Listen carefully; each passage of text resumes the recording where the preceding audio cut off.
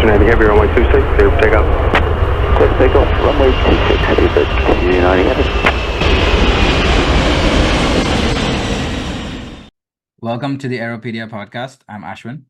And I'm Peter. Today's topic is business aviation. We have the pleasure of having Steve Saxton with us. Steve is founder of Seneca Rocks Consulting, providing revenue growth consulting to an array of aviation, industrial, and service industry clients. Steve has gained diverse experience in strategy consulting at Booz Allen Hamilton, commercial aircraft sales at BAE Systems, business development at V. Neal Aviation, and strategic sourcing at Free Markets Ariba. A graduate with honors in economics from Oberlin College. Sorry, I'm going to have to say that again. A graduate with honors in economics from Oberlin College, Steve has also completed a graduate level course in advanced manufacturing system design, and as well as Oxford Air Transport course, an executive short course in Oxford, England, covering all aspects of the commercial aviation industry. So Ashwin, have you ever flown a business jet? Nah, it's not my style. They're too small for me. I need something bigger. No. Well, Steve, thanks for joining us today. We usually kick things off in our episodes, allowing each of our guests just to kind of give a quick background about how you got into aviation and what your roles have been in the industry. Well, great, Peter and Ashwin. Thank you so much for having me. It's really good to be here and to be part of your podcast. Yeah, aviation goes pretty far back for me. I didn't really have a specific dream of it as a child or anything, but when I was in college, a friend of mine from the town I grew up in Connecticut, his dad ran a Learjet charter business, and he managed, I think, about five Learjets out of White Plains Airport. And, it was a pretty, like, to us kids, it looked like a pretty cool business. He had a limousine, and, he had these Learjets, and they would, my friend would take his girlfriend to Russia or to exotic places, on their jet. And we thought it was pretty cool. Truthfully, they ran it just as a business like any other. They may as well have been accountants or, run a hardware store. It wasn't, they didn't live a fancy, a high life per se, but it did look like a pretty fun business. And one time our spring breaks actually aligned, my friend and I, and he was going to college in Michigan and I was going to college in Ohio. And so they said, well, can we give you a ride to college on one of the Learjets? And I was like, oh, absolutely.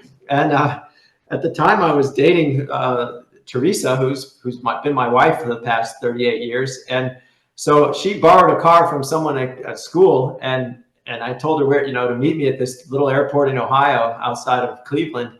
And she, that's pretty exciting to sort of stumble off of a Learjet with your duffel bag and, have your girlfriend pick you up. That was pretty cool.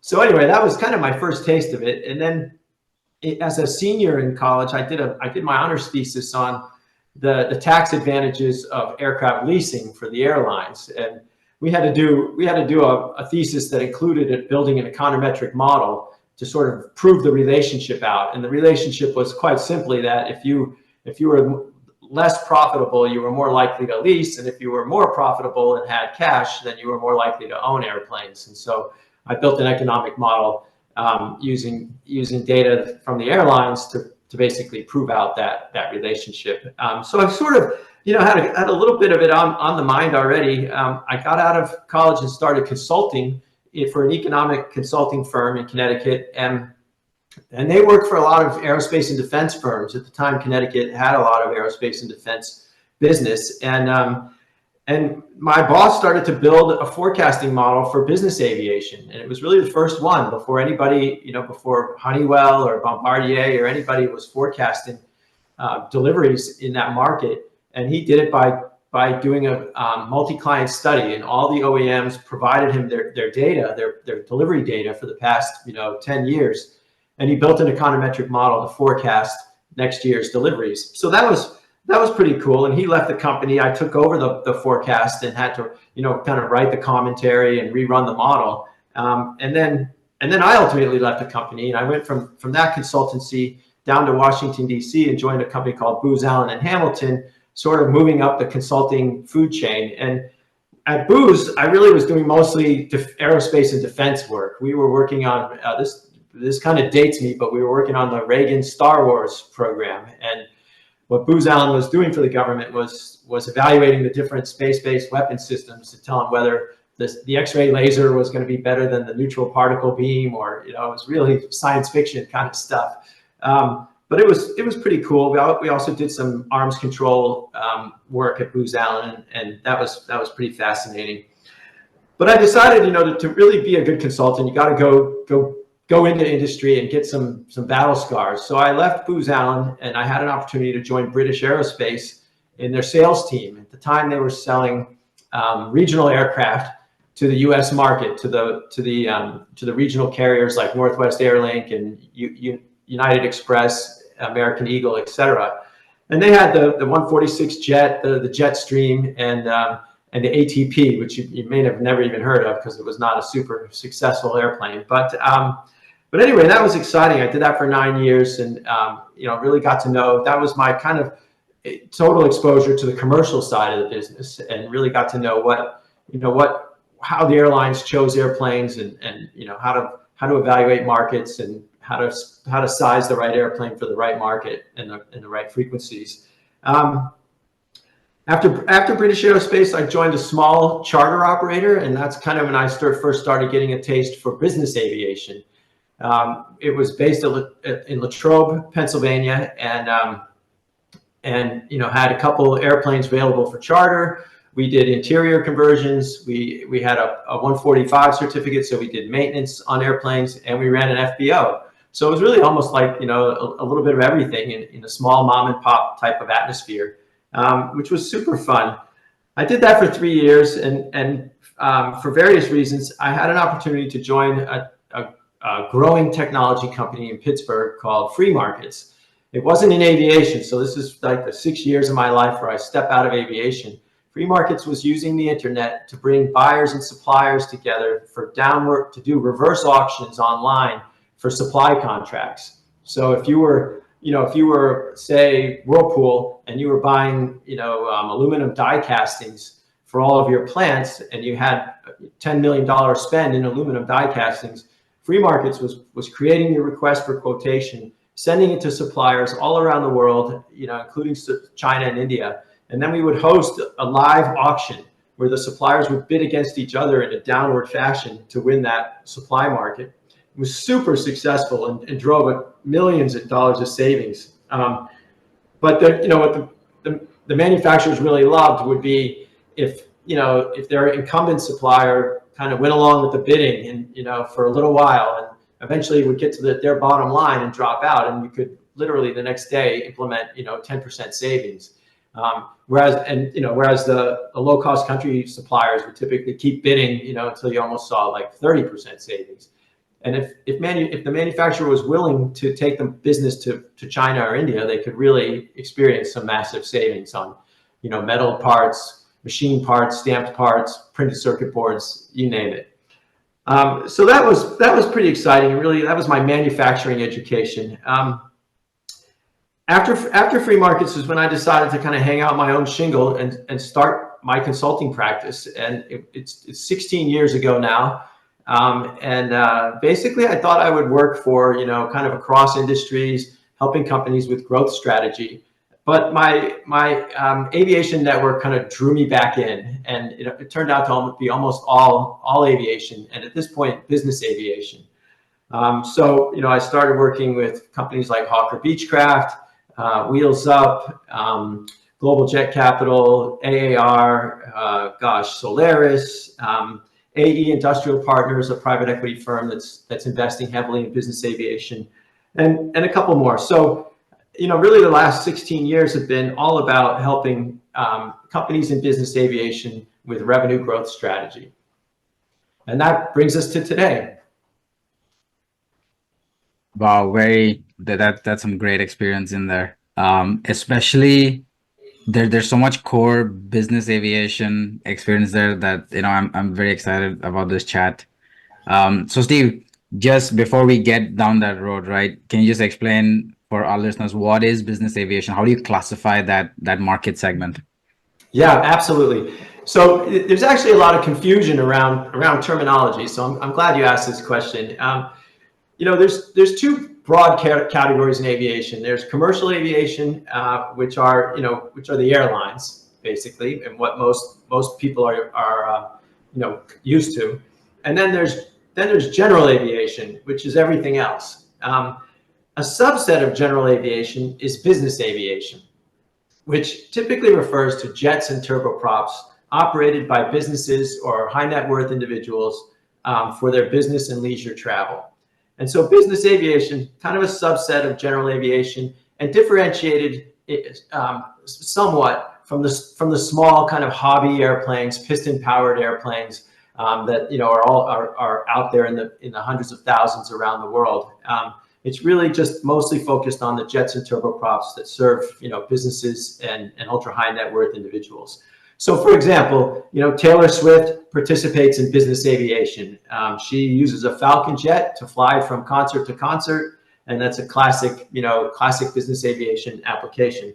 But similarly, like the management team at Google also use private jets to manage their business and fly around the globe and be where they need to be. The final thing I'll say is that business jets are often called private jets, and I would just say that those two are interchangeable. You can use a private jet for business aviation, basically. And then just building on that, I guess, so within business aviation, there's also sub-segments to some extent, right? Depending on the size of the aircraft. And so I wanted to ask you about some of the key players in business aviation, but we can kind of use that question from a sub-segment perspective. So if you look at the very light jet and the light jet segment, right? Who are some of the biggest aircraft OEMs in that segment? So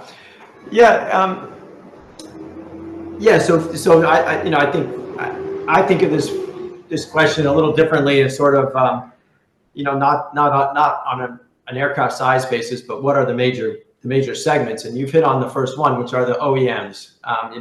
It's also funny because business aviation, I think all aviation is an alphabet soup. We love our acronyms. So the first one is OEMs, which is for the uninitiated is original equipment manufacturers. And as you pointed out, the OEMs are the ones making the jets, but there's also component and system OEMs that are making the major components like the avionics or the engines or the landing gear, et cetera.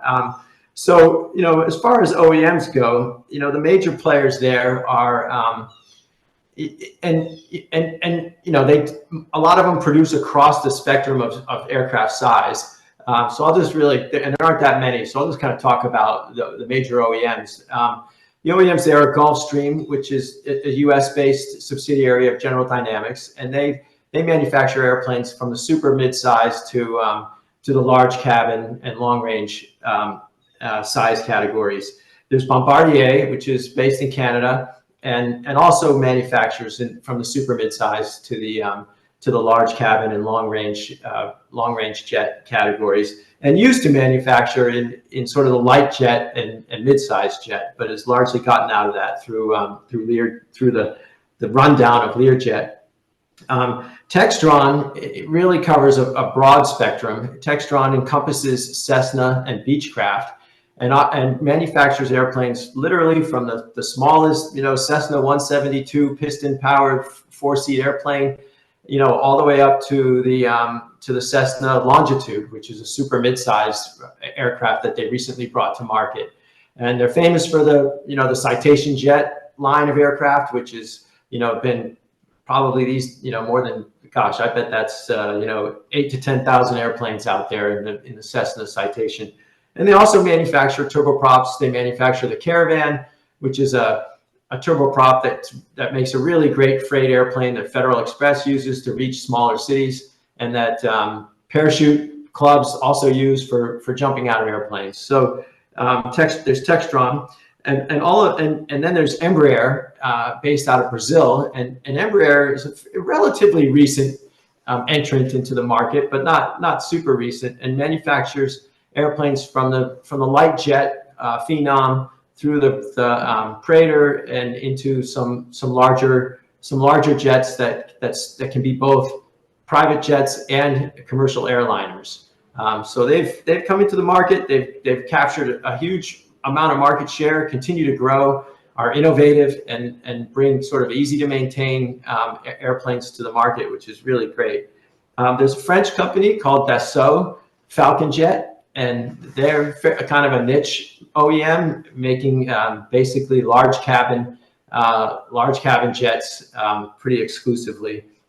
So let's see. There's also several.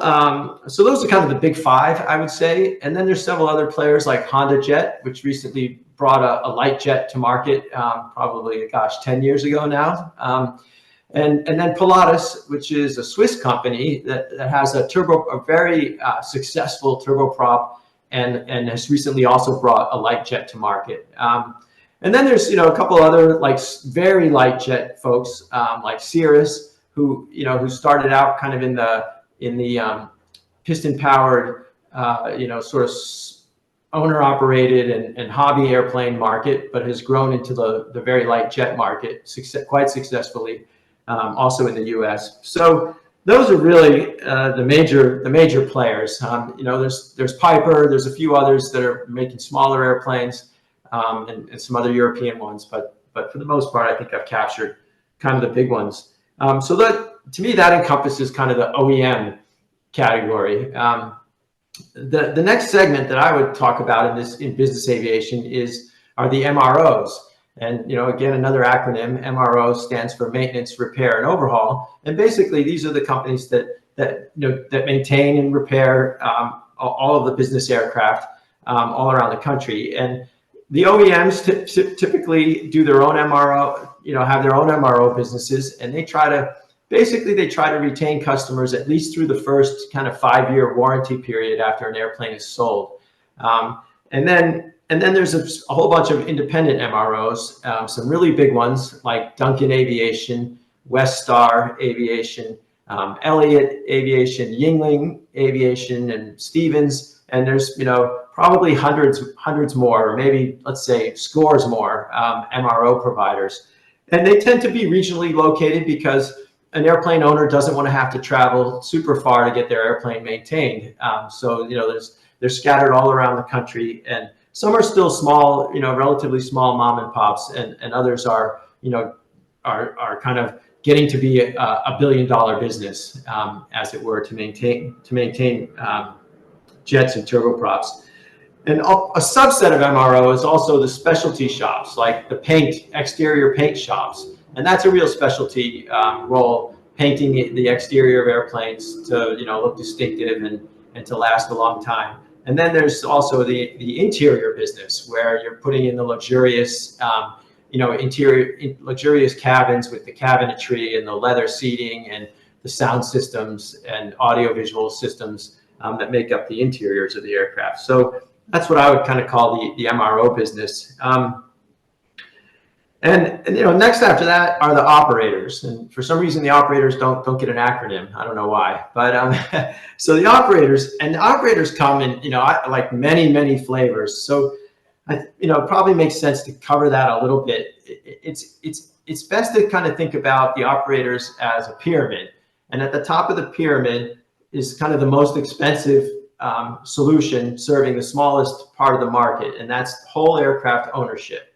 So the operators in that case are typically a flight department dedicated to the owner of that aircraft, or a management company that manages airplanes that are wholly owned by their owners. So wholly owned aircraft, you typically employ your own pilots and mechanics, or you have a management company that employs the pilots and mechanics.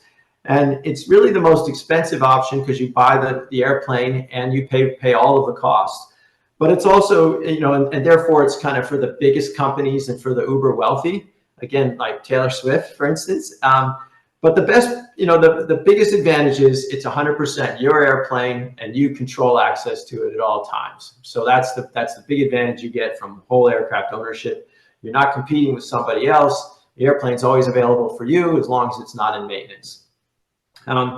The next level down from that on the pyramid is fractional ownership. And fractional ownership, just as it sounds, is where you own a share or a fraction of an airplane. And that's been, a revolution in the last sort of 25 years that has really grown because, consumers like the idea of just owning, a fourth of an airplane or an eighth of an airplane and having a lower cost of ownership and having just enough airplane to meet your needs. Because as it turns out, a lot of private jets sit on the ground a lot of times. They don't operate like airliners. They're not running, 1,000 hours a year or even more. They're, some of them are running 100 hours a year or 200 hours a year. And so it really makes sense to think about owning just a fractional share that meets your needs and not having to pay the full cost of the airplane.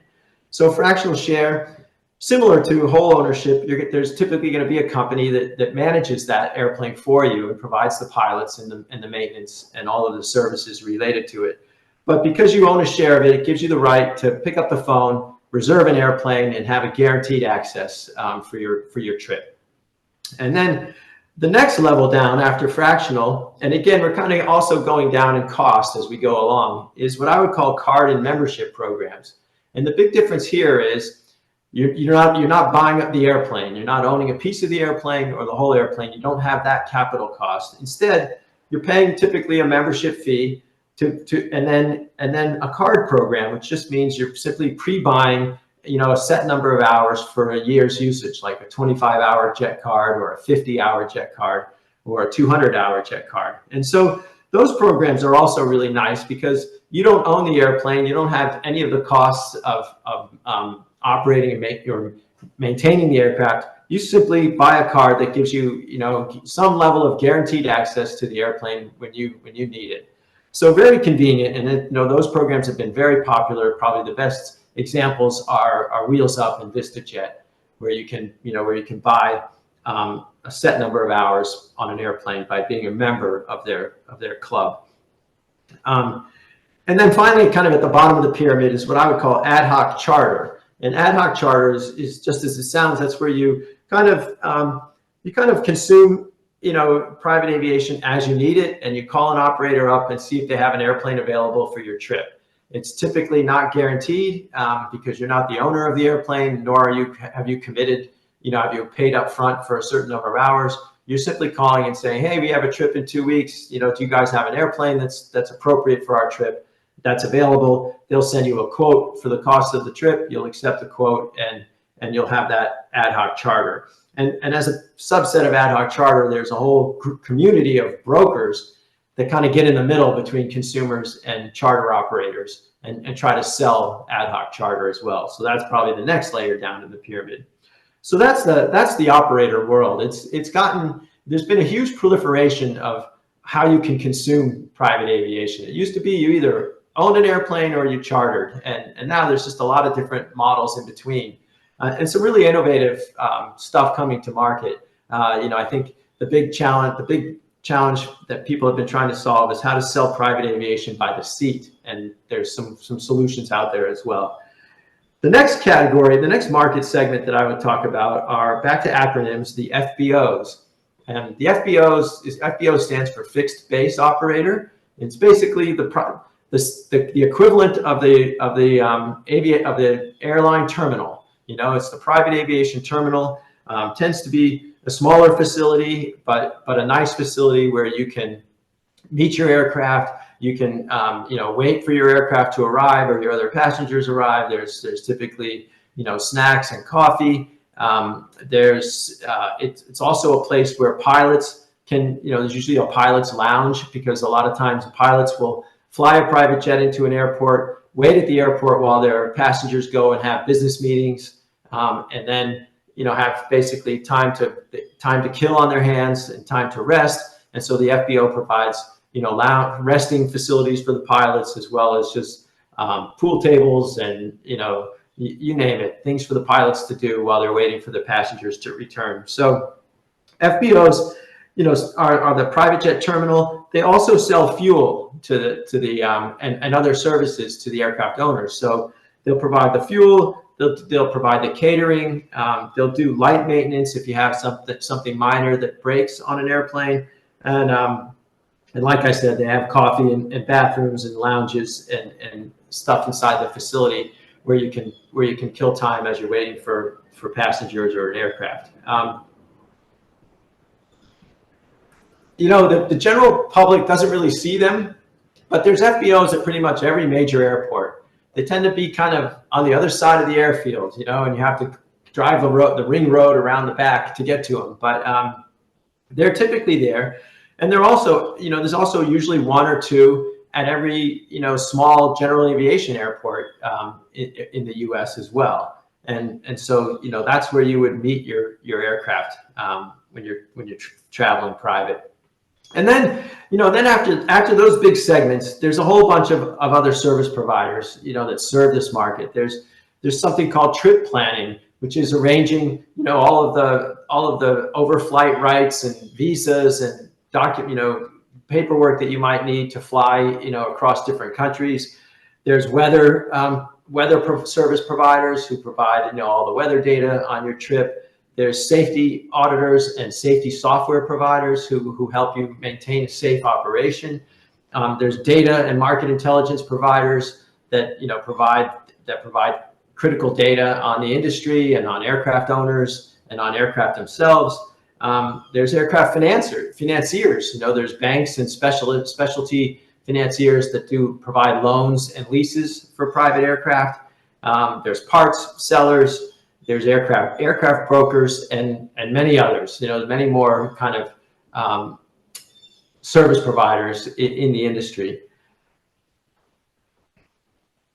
So that was a lot to think about. Yeah, I guess to summarize, it's a much bigger business than people think or are aware of. And as I think we're about to get into the next question, there's a lot of opportunities out there. Yeah, no, thanks for going through that whole explanation of the various aspects of the business aviation. It's really interesting because it's in some cases a duplicative of the ecosystem in the commercial airline world, but there are differences and uniquenesses there, but certainly a lot of opportunity. And I guess maybe we could go there a little bit, Steve, of what are the types of roles that fill all of these different types of segments of business aviation? It's pretty much the gamut, it seems. Yeah, definitely. And that's kind of I think one of the most exciting things about what you guys are doing with this podcast is aiming it at younger people who are looking to launch careers in aviation, and whether it be commercial aviation or business aviation. I think with business aviation, there's a bit of a mystique about it, and it seems like something that's kind of so far out of reach for most people that that a lot of people think, well, there's no way I could ever get a job in working with business jets, private jets. But the truth is, there's as you said, there are tons of roles across the gamut, and so I'll just kind of run through the big categories. I think the most obvious are pilots and mechanics. Everybody knows there's pilots who fly these airplanes. And there's mechanics who maintain and repair them, and those jobs are pretty well known. The pathway to them is through flight schools and becoming a flight instructor and building your hours up till the point where you've got a suitable number of hours to fly in the right-hand seat and be a first officer and kind of work through that career path. And it's very similar to your commercial airline side of career path, where you build up your hours, you get enough to be in the right seat, then you build up your hours and your experience in different airplane types to where you can become a captain and be in the left seat, and then you just kind of work your way up from there.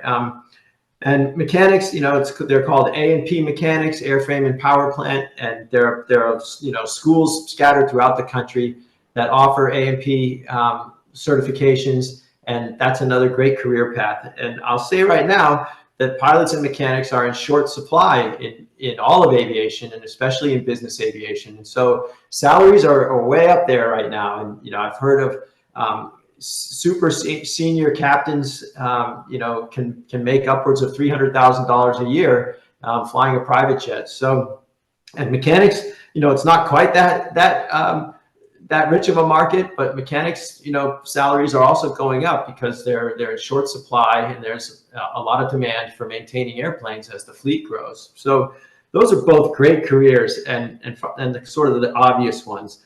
The other careers in business aviation, just like any other industry, are things like sales. Everybody's trying to. It's a very competitive business, and everybody's trying to sell to a fairly small market of corporations and high net worth individuals. So sales is very important, whether you're selling airplanes or fractional shares or jet cards or fuel, parts or any of the other many services.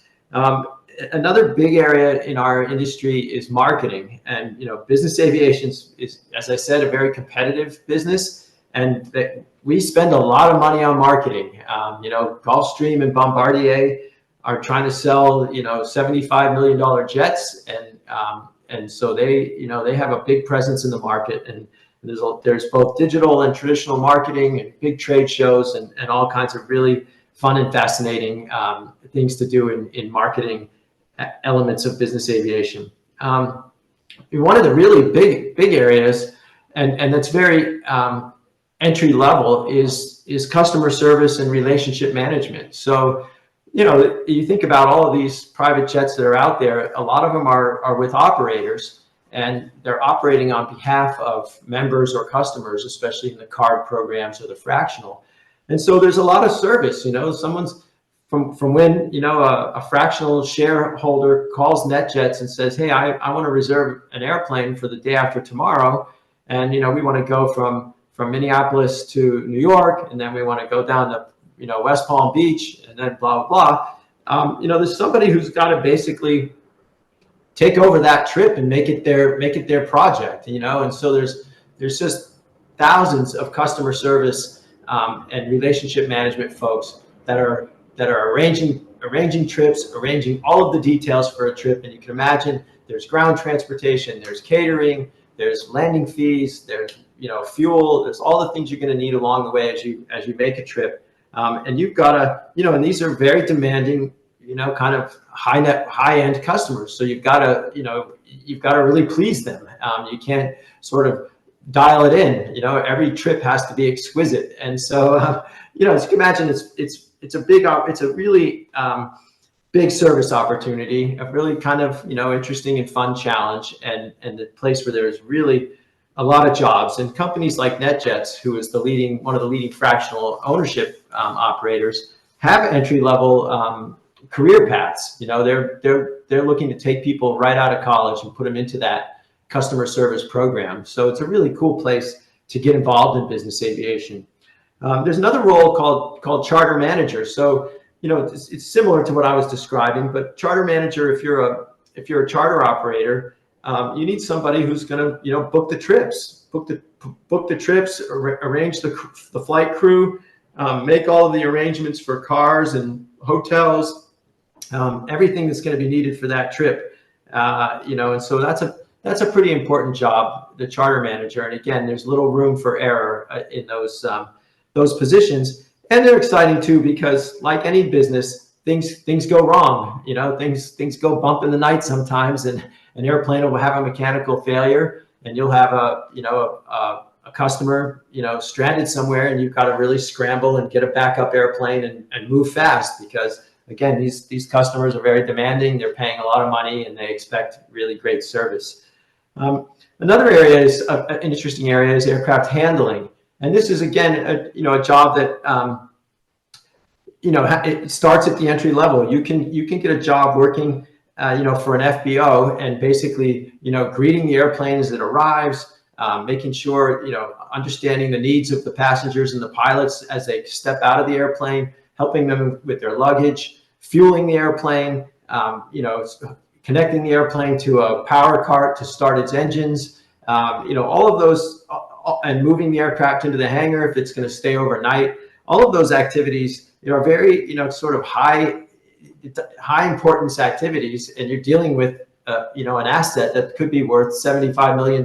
So, you've got to have a certain skill set. So it's a great, that's a great opportunity that doesn't require, typically that you've gone to college. You can come out of out of high school or out of a VOTEC program and go right into aircraft handling. But it has career pathing, because eventually, you get to the point where you're handling the fueling, you're driving the fuel truck, you've gone through training to understand how to put jet aviation fuel into an airplane. It's a lot of responsibility. You're managing ground service equipment. So big, a big opportunity for kind of entry level jobs in aircraft handling. And then then there's just many others. There's schedulers who schedule airplanes, schedule pilots, schedule airplanes, and schedule maintenance. There's dispatchers who have a specialty job of releasing an airplane as safe for flight. There's fuel buyers. So if you're flying all around the country, you want to make sure you're getting the best price on fuel. And so there's people whose position is solely trying to, bulk purchase and get discounts on fuel.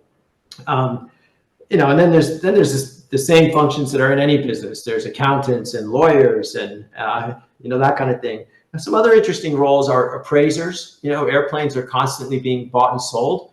And so there's a real niche for people who who really understand the value of airplanes and the value of the avionics and the upgrades and all of the things that have been done to an airplane that enhance its value. And so appraisal is a big job. There's EMT jobs. There's a whole business of air ambulance, where you need trained emergency medical technicians. And then finally, a huge amount of software engineering. I think you guys would agree that every aspect of our business is being digitized, and so there's a software application to do just about anything nowadays in aviation. And I'm sure this is on a lot of folks' mind right now, is if they get a job in business aviation, even as an entry-level employee, would they ever have the opportunity to fly on one of the business jets? And I would just say a resounding yes. Believe it or not, you are going to have those opportunities, because a lot of companies in business aviation participate in the trade shows, and sometimes it makes sense if 8 people from the company, if it's a small business and 8 people from the company, including the marketing team, are all going to the trade show. Then the owner might say, well, it makes sense for us to take the Citation Excel to the trade show. And so there you are, you're with your team and you're flying on a private jet to the trade show. And it definitely happens, quite a lot.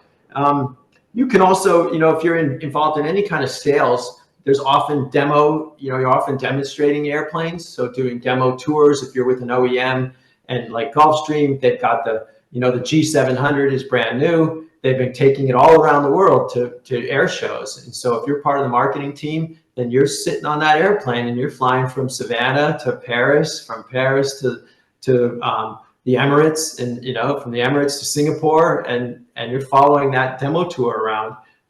You're doing a lot of work too. You're getting set up so hundreds of people can stream on the airplane and see it, and you've got to follow up with all of them, and et cetera, et cetera. But it's super fun. You can also be aircraft get bought and sold, and they have to be moved from their old owner's location to their new owner's location. So a lot of times there's a ferry flight where you're ferrying the airplane from one place to another, or ferrying it for maintenance to be done.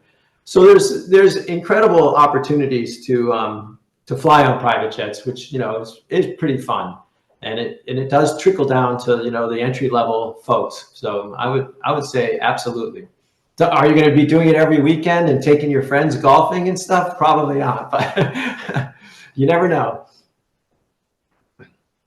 Yeah, that would be fun if someone had a career like that where they could just fly on one of these every week. Yes, that would be nice. Yeah. So moving to the next question, next segment of questions, we call these kind of rapid fire rounds where we ask you questions just to get to know you specifically a bit better, right? So you've had a really some tremendous experience within the biz av industry. tell us, according to you, what is one hard skill and soft skill that's required to succeed in your role? Right. Well, I'm a consultant and focusing on revenue growth typically. So hard skill, I'd say, is data analytics.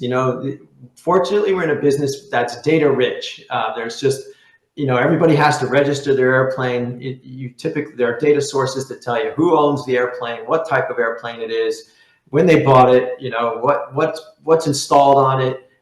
This is so much data, and so data analytics is really probably my biggest hard skill. And a lot of times we want the data to tell us the story.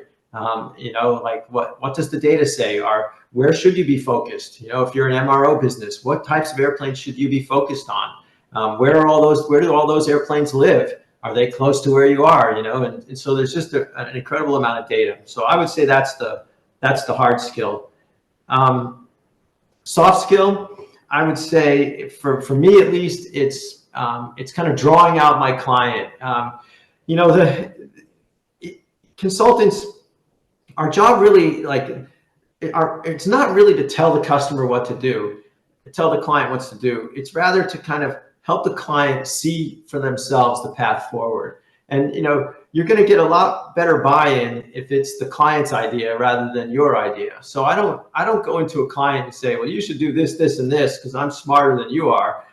You'll fail every time with that approach. What you really want to do is help them see what's hiding in plain view. And so you're sort of devising kind of systems and methods of drawing out the answers from within your clients. And then by doing that, the answers came from them. They own them. They have buy-in, and it's a lot more likely to get implemented if it's something that they developed. So that's hard. It's hard to not go in there and say, well, this is what you should be doing. You've got to really go in there and try to get them to bubble up the answers to the surface. Yeah, well said. What's your fondest aviation memory? So probably the fondest, gosh, I was at British Aerospace, and our office was based alongside the runway at Dulles Airport in Washington, D.C. And we were there when the SR-71 made its final flight, and it was going to the Air and Space Museum that's at Dulles Airport to be part of the permanent display there. And if for those who don't know, the SR-71 is the super famous spy and reconnaissance airplane that flew at 100,000 feet and went Mach, I don't know what, Mach 5 or something. You guys tell me. But anyway, supersonic, super high flying spy airplane, really cool airplane. And it did its final flight cross country and actually broke the speed record going coast to coast from LA to the East Coast in 68 minutes and 17 seconds. And so we were made aware that it was coming to Dulles. So we got to kind of be there, as it came in for its final landing, and it was just super exciting to see that airplane and to see it fly by and then to have it land right there. Probably the most the most exciting and the coolest airplane that we've seen in our lifetimes. Yeah, wow, that must have been some memory. I would also say, just generally, for me at least, fighter jets making low passes, that never gets old. Maybe I've lost my hearing because of it, but I can when I see fighter jets at air shows or whatever, that makes you feel it in your chest, as they roar past. That's pretty exciting. Yeah, absolutely. What part of aviation do you feel is least understood by the general public, and what can they do to learn more? Yeah, I think, business aviation specifically is, basically the importance of business aviation. I think it gets, it's a bit of a whipping boy for, politicians and whatnot, because it's viewed as a luxury. But the truth is, business aviation is a huge employer in our country. It creates thousands of high-paying jobs that are, really interesting. The U.S. is dominant in business aviation, so we're obviously we've been dominant in a lot of things, but now we see, Airbus has taken on Boeing, and we've kind of lost our dominance in the commercial side. And, so we've got Gulfstream and Textron, and Cirrus and others. And, we're the best, frankly. So that's a great, it's a great U.S. business, and something that we should be very proud of instead of kind of vilifying, and frankly, it's really been demonstrated that companies that operate business aircraft are, perform better.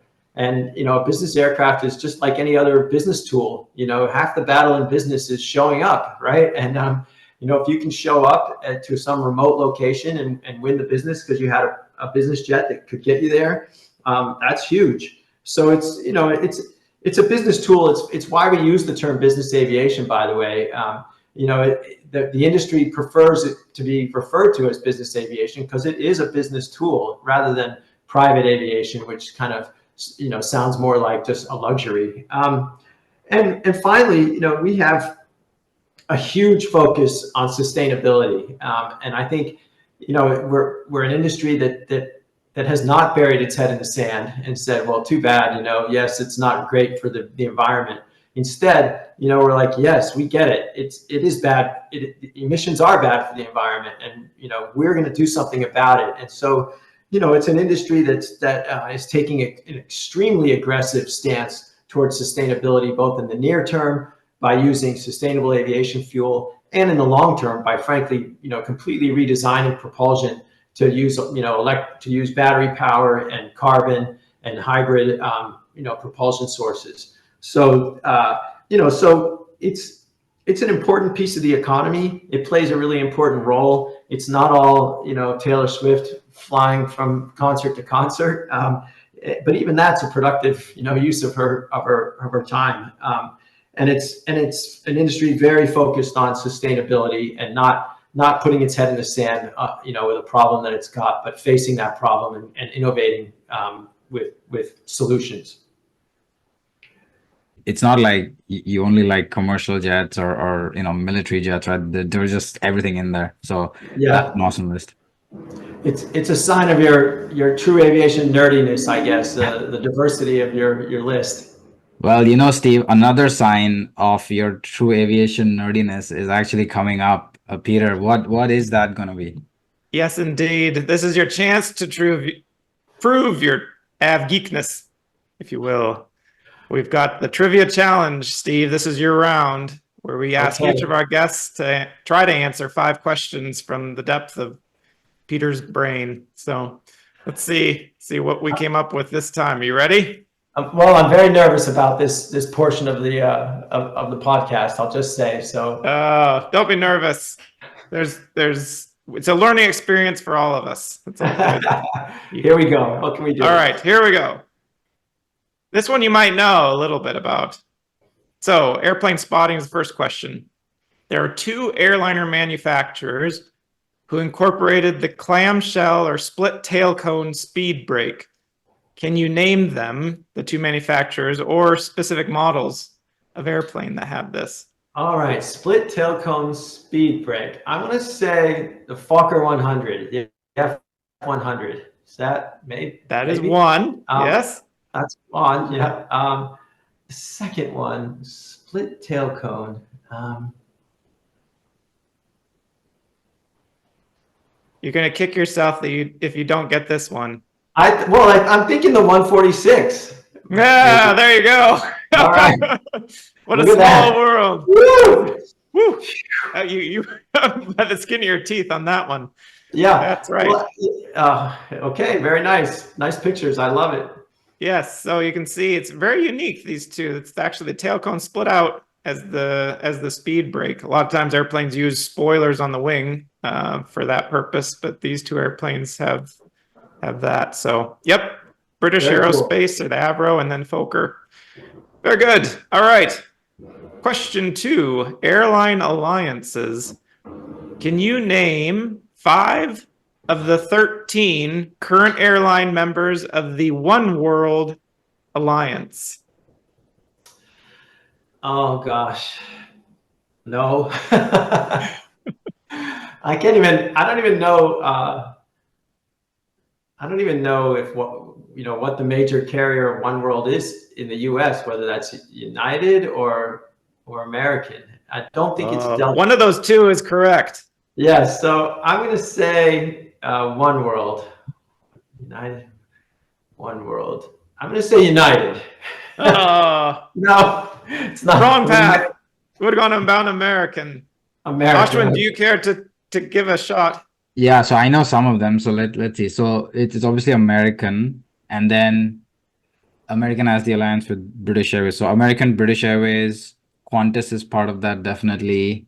And then probably I want to say one of the carriers of the Middle East, probably Qatar, maybe. Yes.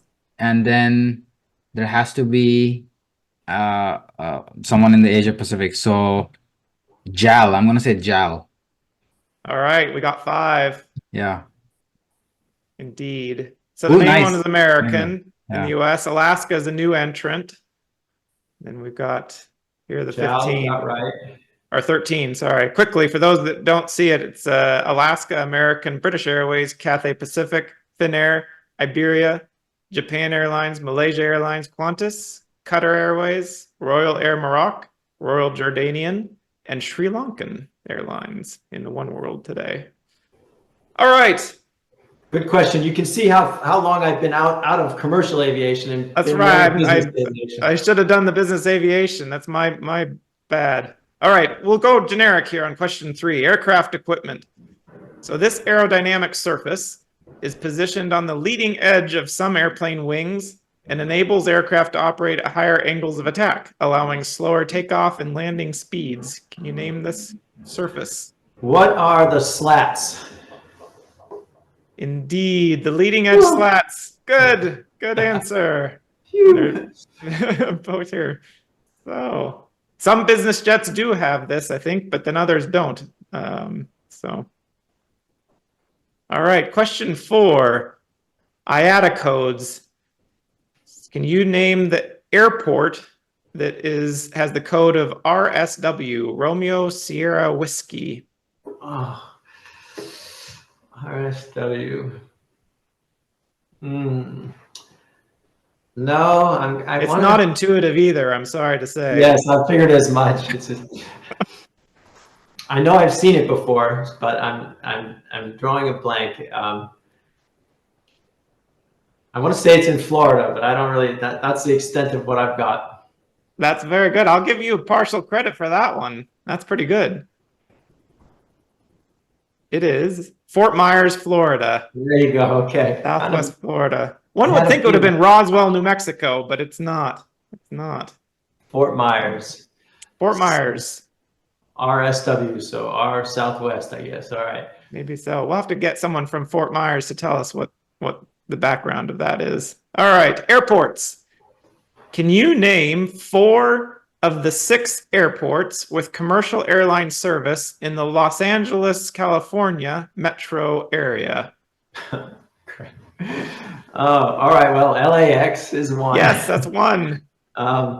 Maybe Orange County. Yes, that's 2. Or John Wayne Airport, I guess it's known as. Yep.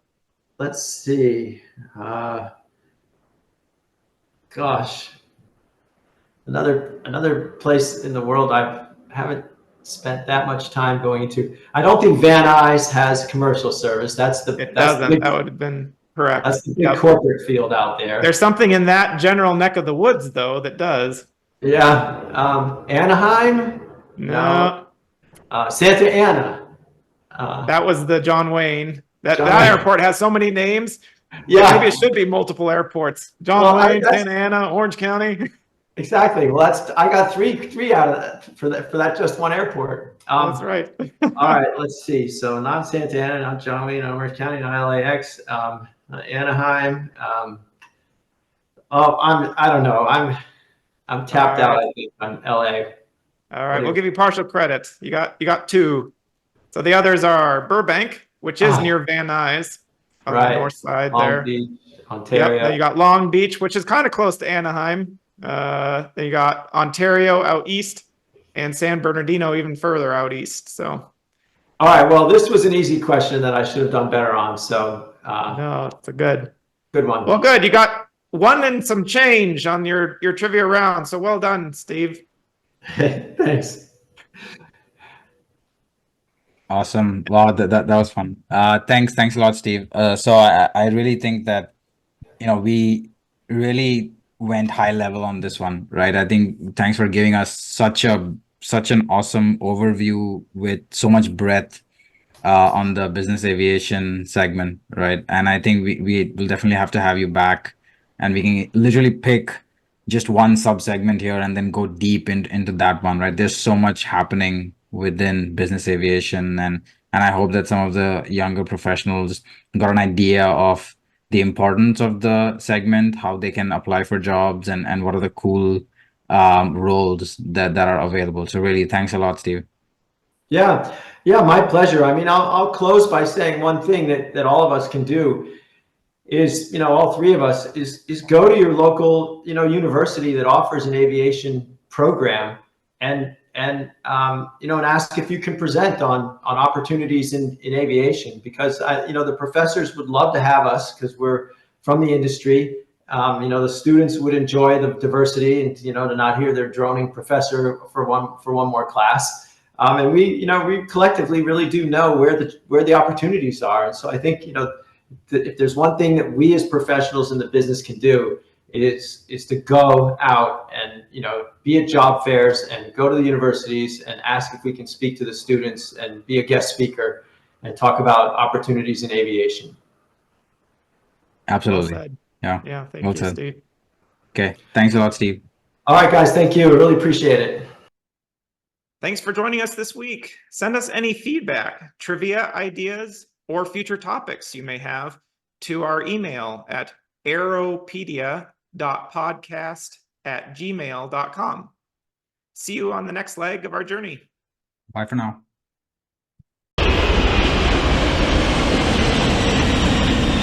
Departure any heavy, contact departure 119.2, good night. 119.2, speed at 290 heavy.